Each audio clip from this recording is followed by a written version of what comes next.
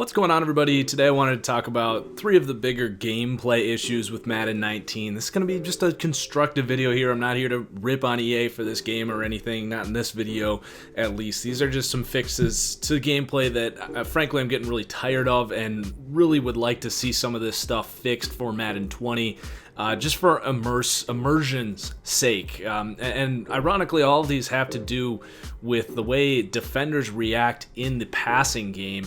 Right now, there's just a lot of problems that don't lead to realistic football. So the first thing here, and this is on everybody's list, and I really hope this is on their things that they're trying to address this development cycle, it's linebackers and everything about them in the pass defense game.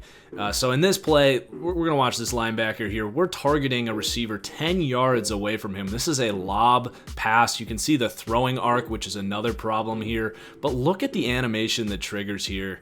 That's just a joke, man. That is a good read over the middle. We get a good concept here that gets the linebackers to bite on the shallow concepts, which opens up this intermediate kind of dig route or a hitch rather.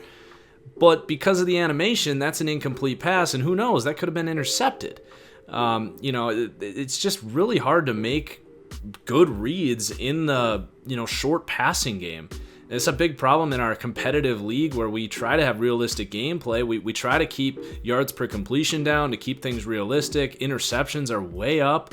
But when you can't make a proper read like this and hit a hitch after you draw the linebacker in, that's a big problem.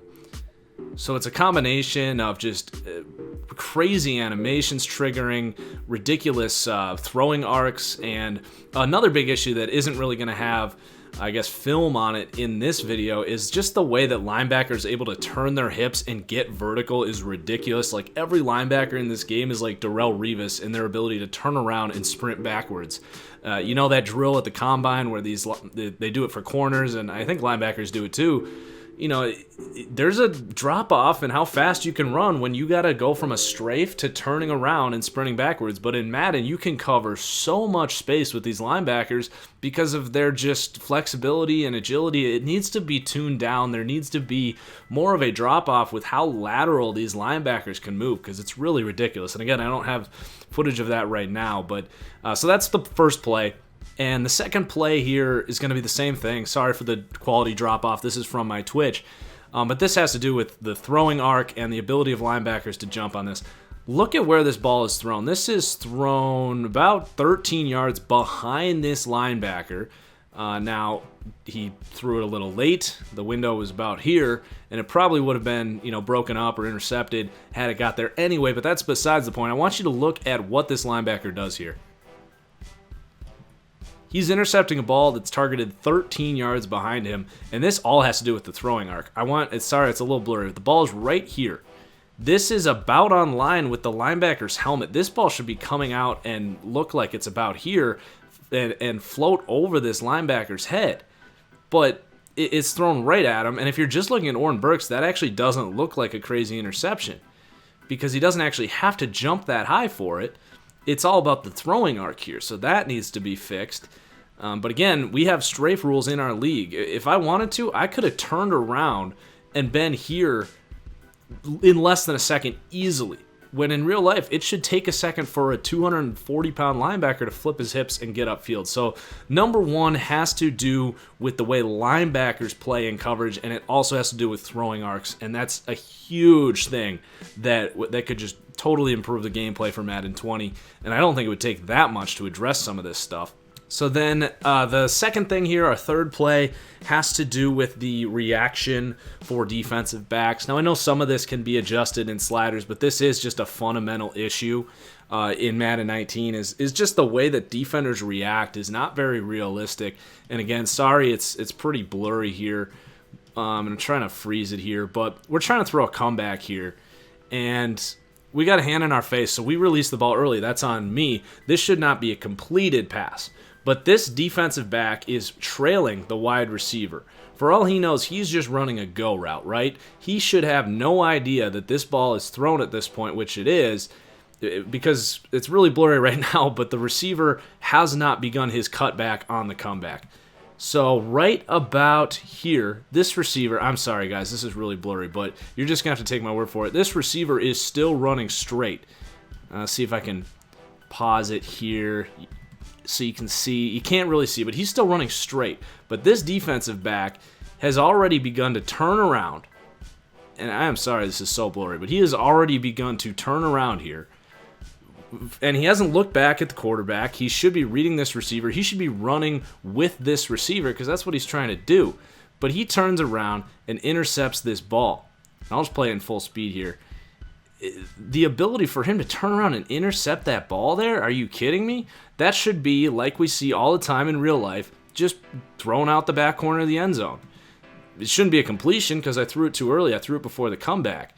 But defenders react to the action of the ball being thrown and not the action of the receivers cutting on their brakes, which is a huge problem. And then here is our last one here. And this is another biggie. Obviously, all three of these are really big. So number one was linebackers and throwing arcs. Number two was I want defenders to be more reactive to the receiver, not the action of the ball being thrown. And then number three here is just receivers. It's incredibly frustrating trying to throw to bigger receivers. This is something that NFL teams are constantly trying to do. You know, put the ball in a position where your bigger receiver can get it. A jump ball guy, you know, that's an irrelevant position in Madden because it's all about animations and height and weight and all this stuff barely matters.